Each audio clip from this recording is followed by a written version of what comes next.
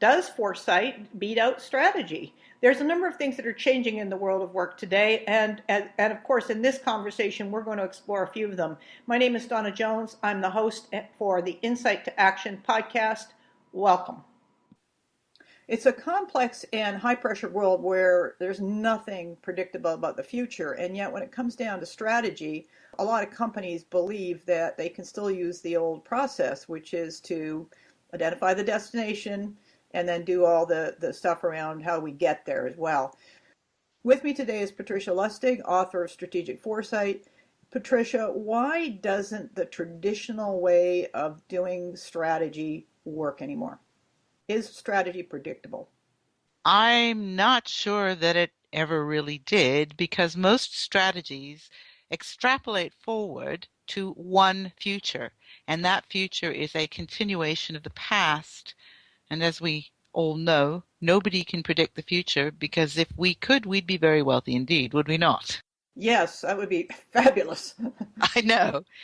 So strategies, frequently, people will make a strategy based on one future and then put it on a shelf and not look at it again until next year when we're doing strategy again, or next 5 years when we're doing strategy again. To have something that's useful, you need to look at a range of possible futures, because we can't predict which one is going to happen. And you have to have a strategy, a plan, for each of those futures. So that's interesting, because it's a little bit more in-depth process then for companies and for leaders to embark on. This is about shifting ways of doing it. So I think you call it anticipatory thinking, to be able to be agile and then resilient and respond, to do the necessary course adjustments, if you will. How do you go about doing that?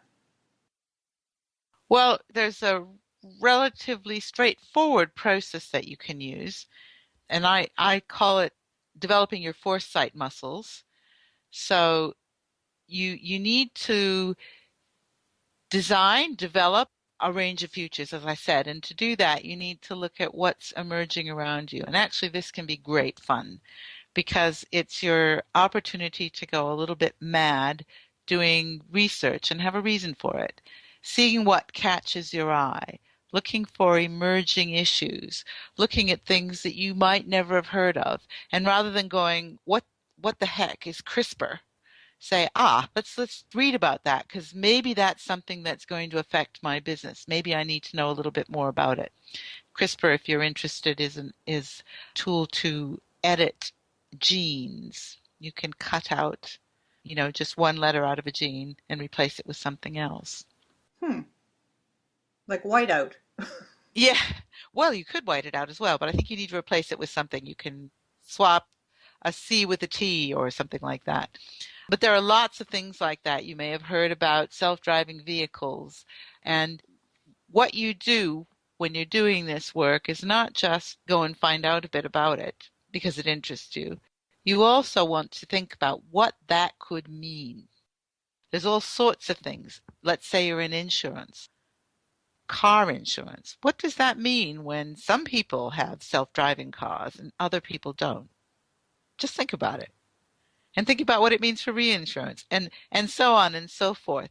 When you're playing with those emerging issues, and you're looking at how they could unfold, because you can't predict how they're going to unfold either, and you put a few of them together, you start to build a picture of a potential future.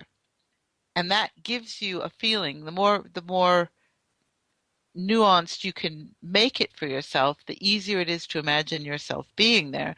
And that gives you a feeling for what you might need to do to find the opportunities and protect yourselves from risk in that particular future.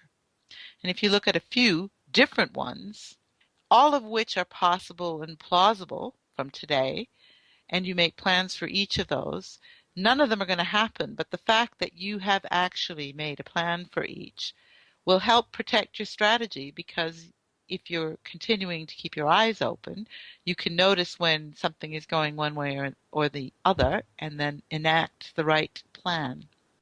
Yeah, it's kind of like playing tennis. I've always visualized that. Not that I know how to play tennis, but when you watch good people play, good tennis players play, it's about watching where the ball's going and then being in that spot. I guess Wayne Gretzky from hockey coined it that way as well. But Yes, that's it. yeah. So, this is an interesting conversation for me because one of the things I've noticed is that people don't make connections. So, I noticed, for example, 3D printing is coming up. I'm in the construction industry. I might not see the connection until I see the next headline, which says Dubai just printed its first 3D office building. And then you kind of go, whoa. And you still might say, well, that's not going to have an impact on us because that's big. It's over there. It's not here. And so, I think what I'm wondering about is it must develop. When you say foresight muscles, it must also develop your capacity to start making connections. And see patterns. Right, exactly. Yeah. It's really about seeing patterns. And this week I saw an article about in Africa they're 3D printing houses with mud. Sweet. I know. Amazing. That's the perfect ingredient. It is. Well, certainly for Africa it is. Yeah, exactly. Wow, cool. And I know there was previously a company that was over there, actually a nonprofit company, that was over there printing prosthetic limbs for some of these kids, well, and adults too, but in the Sudan, whose arms and legs have been blown off by aerial strikes, and so they went over there. I put this in one of the articles, the supplementary articles to Decision Making for Dummies. I think they printed up a leg for $100 or something like that. I mean, they took all the stuff, they set it up in the field, and they waited. And it was a joint venture between Intel, the nonprofit, and a robotics company. So it's really fascinating. So these are the things that we don't think about, and because they're either somewhere else, like Africa. So if it's not close to me, I don't think about it. It's somewhere place else, but it's very much a predictor of what's coming up. Indeed. And the other thing that's really interesting when you look at a few of these different emerging trends, then you can combine them together, and that's when you come up with disruptive change. Yeah, exactly. Now, you talk a bit about Fukushima, if you will. Yes. I know every place like that's done disaster planning. What happened there? Okay, well, one of the things that is really necessary when you go into it in a little bit of depth is not just looking at what you can see and actually, the emerging issues that you identify. It's playing around with what we call wild cards. Wild cards are really crazy, out of the blue, nutty things that could happen, right? And what happened in Fukushima was that they had done their work and they had looked at each individual thing that could happen. What they hadn't looked at was a wild card of three of these different things happening at the same time.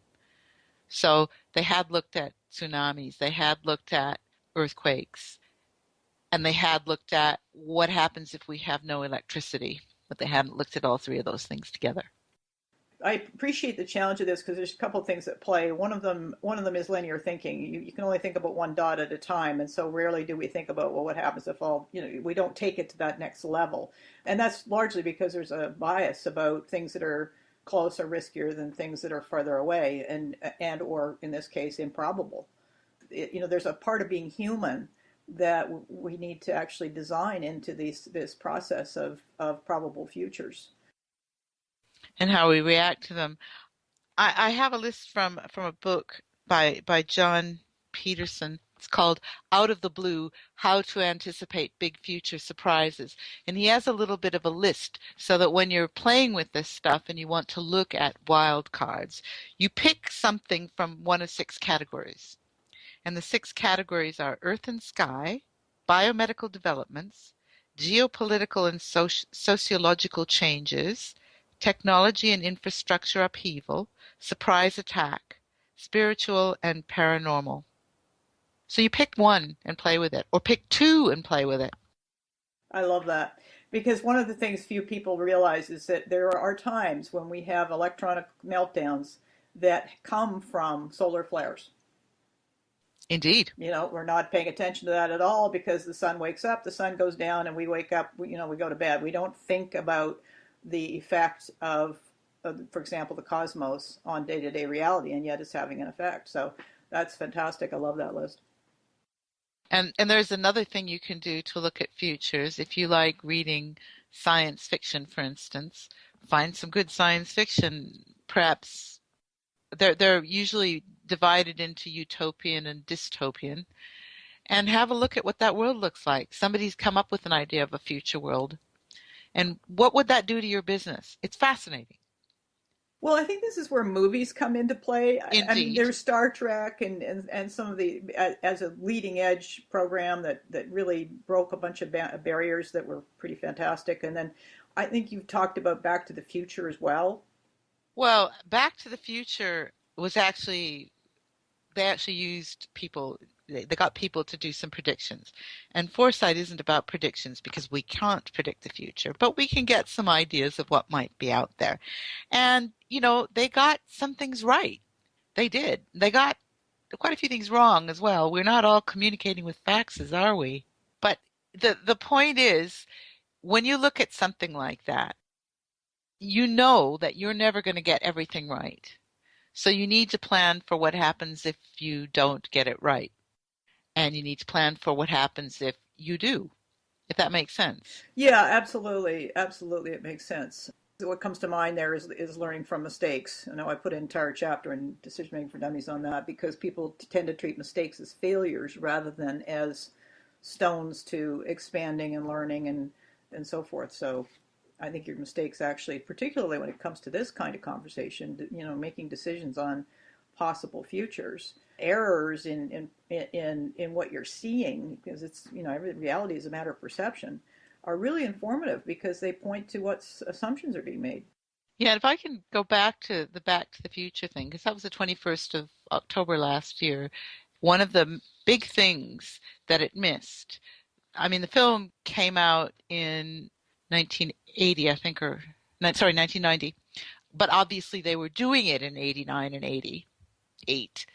And what they missed, the biggest thing that they missed, was the ubiquitous smartphone. And they missed that because one of the things that was needed for that to happen was the World Wide Web, which was developed by Tim Berners-Lee in 89, which came out after they'd done the film. So they couldn't possibly foresee that happening.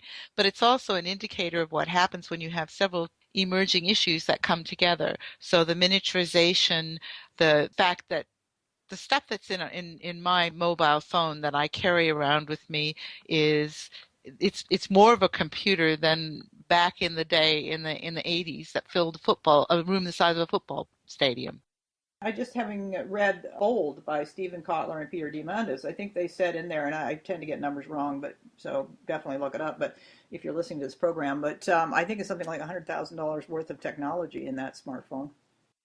Oh, probably more than if you look at the R&D that went behind it. Yeah, exactly. But without the coming together of the fact that things have got cheaper, Moore's law, how much memory you can get onto a chip, so things got smaller, and the World Wide Web, we wouldn't have smartphones. So it's a really good example of people who have done a good job of trying to make some predictions about what the future might look like. And, the big screen tellies with lots of different screens in it, that's there now. Virtual reality, we've got that now. Augmented reality as well. I'm excited about that. Oh, it is. It's good fun. But they missed this. So that can happen to anyone, and therefore you've got to have a plan B. Or a parallel plan. I mean, in terms of how your brain works when you're making decisions intuitively, it runs through multiple scenarios simultaneously, which I think is mind blowing. I just love that. So it can take up all these different possible outcomes and run them in milliseconds. I think that's pretty darn cool. It is. One of the things you mentioned earlier was taking your futures and making a plan from them. I guess what I'm thinking about here, and I'd like your view on it, but when you make plans, people tend to think the plan is the purpose. They tend to forget that no, it's really about the process of planning and really trying to embed that in memory, because everyone knows that if you're a martial artist, doing the move once doesn't do it. You need to do it multiple times before the flexibility and the adaptability and the agility is embedded into your thinking, into your responses. And I think it's not a whole lot different when doing this kind of approach, a strategic foresight approach, you need to build that muscle up so the muscle memory is there. Do plans work for or against that? I think it's not for or against, it's both. I think you need to have a plan because that's how we kind of work. We make sense of what's out there, right? And making a plan helps you to make sense. If this and this and this happens, I'm going to do that, right? Exactly. And the foresight muscles piece is around doing the scanning. Initially, you're scanning to see what are the emerging issues, but as time goes on and you build up those foresight muscles, you're scanning to monitor where you are. You're scanning because when you've developed a set of your futures, you've said, okay, we're here today and we're looking at this particular future. To get from today to that particular future, here's a couple of things that need to happen. So you've got what I would call early warning signals, but they're into the future.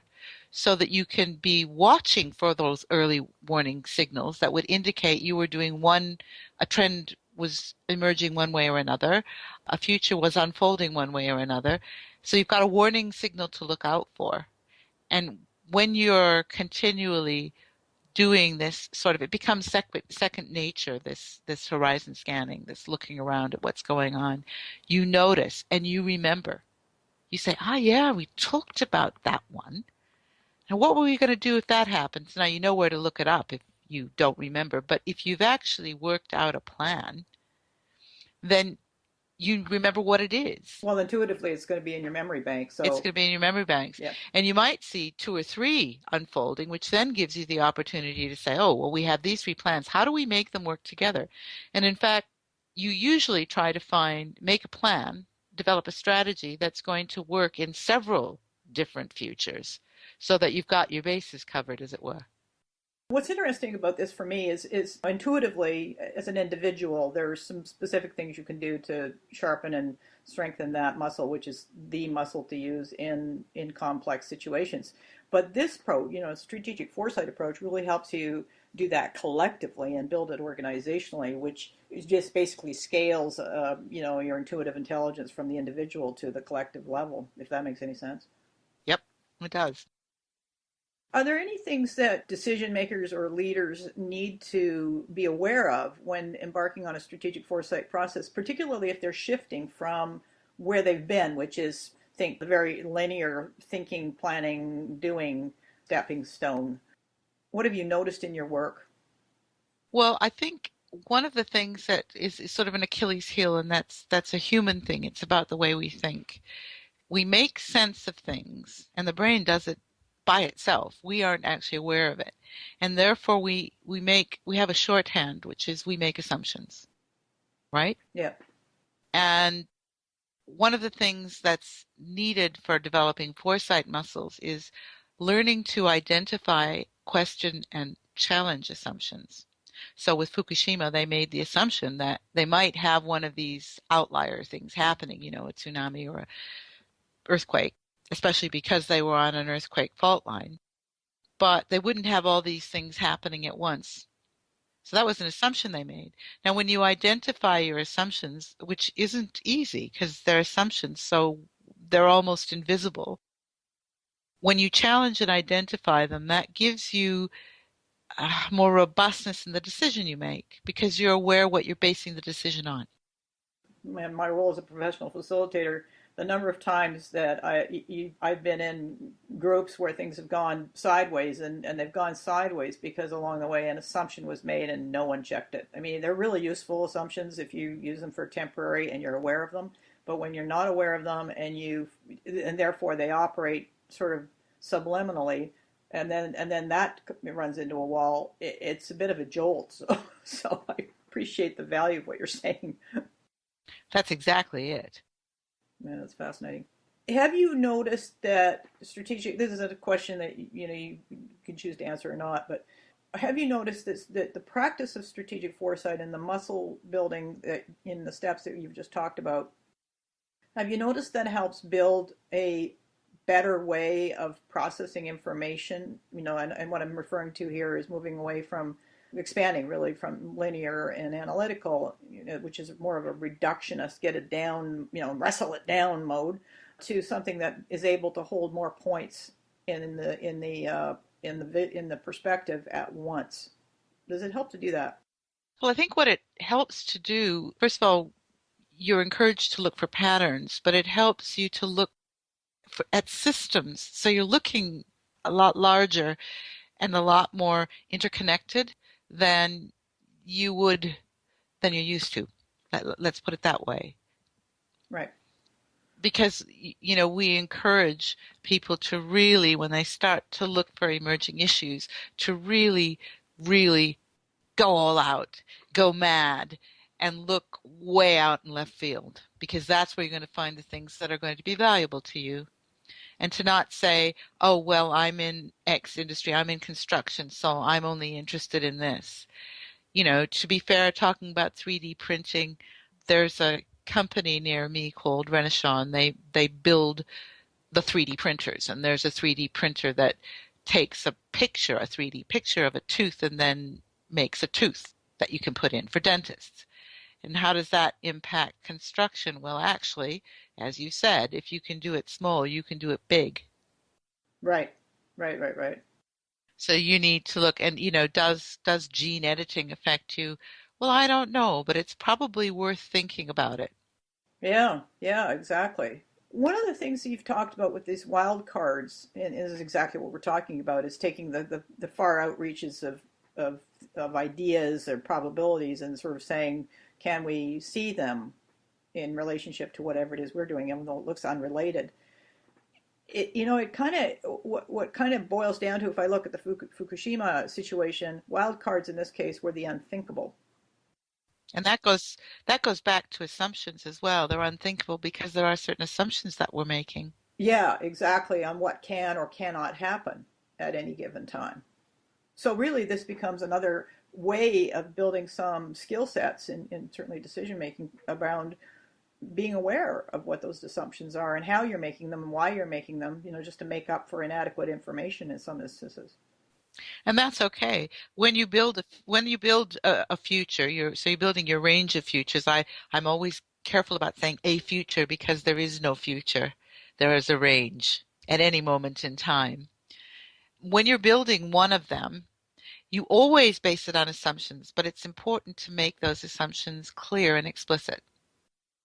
Yeah, and in the practice that I've usually try to install with teams is to make sure they walk back and verify that those assumptions are still relevant. Because if you just leave them alone and reality changes, you can be hung out to dry on your own lack of reflection, if you will. The opportunity to stand back and say, just where are we, and is reality changing, and what do we need to change to adapt? And that's part of the monitoring process as well. Right. Yeah, I see that. So can you just give us the 5 steps in a summary? We talked about looking for emerging issues and keeping your eyes open for new things and thinking about how these might disrupt your business and how they might combine and disrupt not just your business but your whole sector.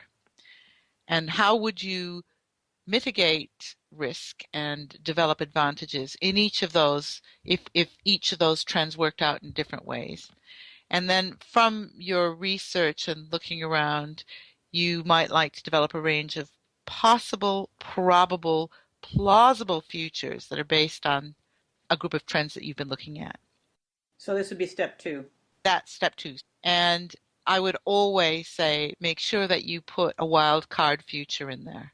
One of the things that's important in this step is your caveat that says it's never a direct extrapolation from the past. I think a lot of strategy is distorted by that unknowing thinking, that unintentional assumption that we can just take what happened from the past and stretch it out and it'll fit the future. Well, and the other thing is we all always underestimate the amount of change that's going to happen. If you look 10 years into the past and 10 years forward, let's say how much change do you think will happen in the next 10 years? People always estimate that it will be less than what has happened in the past 10 years. Yes, and I find that absolutely amazing. When you look at anything that Ray Kurzweil has ever looked at, all the stuff is on this steep curve, like Yep. massive change. Opposite of that. There's a guy called Daniel Gilbert. He has a TED talk about this. So, you can see about the research that's been done about that, estimating how much change will happen in the future. And that's why you don't want to extrapolate from the past. And also you want to put a wildcard future in. Step 3 is identifying how you'd know that you were approaching one of these futures. So that was the early warning signs we talked about. And that's done by saying, okay, we're in future A, and we look back to today, and what are some of the steps that would happen on the way to make future A come true, or future B? So you are identifying up front some things that you can monitor for. Excellent. Number 4 is developing a plan. When you've seen your range of futures, you'll also probably see one that you really like best, you like the look of. So we call that a preferred future. When you're developing your plan, you're looking for places where you could influence, in particular, that preferred future to happen, because the future, we all create it now. It doesn't happen by itself. We all create it. So what are the things that you, your organization, the people within it could do to influence that to happen? The one you want, the preferred one. How do you take best advantage of the situation as it emerges? What do you need to stop doing? What do you need to start doing? What risks might there be? This is innovation space. When you look at, and entrepreneurial space as well, when you look at where you are today and this potential future, and you look at how you might get there and take advantage of it, that's where innovation and creativity come out. So step 5, the final step, is the monitoring that we talked about. You've got the early indicators. You're continually every day looking around and seeing what catches your eye, and you're actually curious about things. Then you can monitor what's happening and see if you see any signs of a particular future unfolding. And then you know what to do. And if you've done this in your business, you've got a shared vocabulary about it. So you've got a kind of a shorthand that you can discuss with people and talk about, I've seen X happening. Better think about our plan for that. What you're saying here now makes me think that in terms of organization communication, that there's a need to sort of have little check-in points along the way where people say, "What are you seeing? Let's compile and collate our observations," because this is very much a sensory skill. There's not a lot. If you're using the mental, it's way too late. So this part is very sensory, and it really helps building the capacity for an organization to sense the what's emerging, and that's a very powerful and very contemporary skill set. And it's also about joint sense making. I mean, there's so much going on and we can't all keep track of it. But if we get together, we've got a better chance of making sense of it and noticing what's happening and capturing the patterns. And on that note, I think at some point you and I've chatted about the other Fukushima plant that didn't melt down, which had exactly the same set of three scenarios roll in, and it didn't melt down because they mapped the uncertainties. They made everything transparent. All of what we didn't know was made transparent, and that allowed everybody to have some certainty about what they didn't know, which was brilliant because it's the way of providing stability, and it was their way of creating a better, stronger agility in the moment where everything was just up for grabs. There's the thing about identifying what are the known unknowns and what are the unknown unknowns. That's actually quite powerful. Yeah, I can see that. That would make sense for sure. Patricia, can you give us where would people go to get your book and get all this great dig deeper into this topic and this practice? The book's available on Amazon. So, as far as I know, Amazon in the US, in the UK, in the EU, in Australia, I think in India as well. So it's It's there. everywhere. It's everywhere, electronic and hard versions, hard copy. You can go and have a look at our website, www.lasadev.com.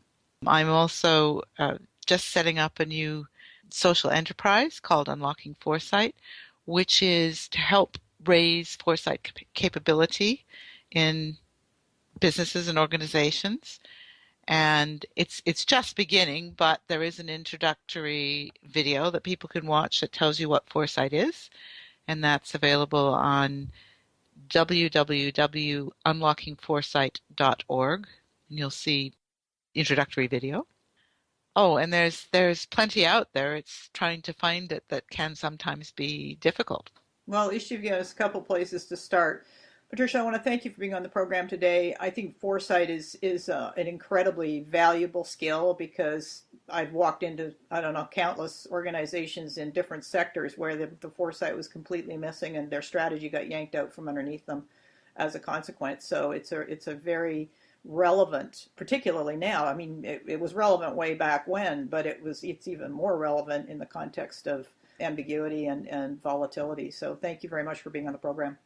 My name is Donna Jones. I'm the host for this program, and I also work with companies and leaders, particularly emerging leaders, who are seeking to be more thoughtful about making these discernments between are we using strategy and how to engage foresight. And the other reality about foresight, quite frankly, is that in climates of fear and workplaces where fear is confused with being a management tool, then the entire prefrontal cortex is compromised, which means there's no chance of foresight. So that's where I come in and can work with you from the outside, supporting your work that you're doing on the inside to create a better workplace and a better decision-making environment.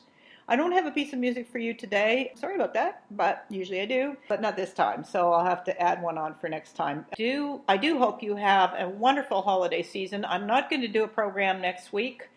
Quite simply because I'm going to be traveling up to Tofino, the west coast of Vancouver Island, to visit with my daughter and spend Christmas with her. So I'm looking forward to that. And I'm also working on writing a chapter for a book, so stay tuned for that. So I do hope that you have a wonderful holiday season, and there'll be a program 2 weeks after that. And I don't know what day that is, but stay tuned. Thanks for commenting, sharing, and reviewing all the programs on this podcast.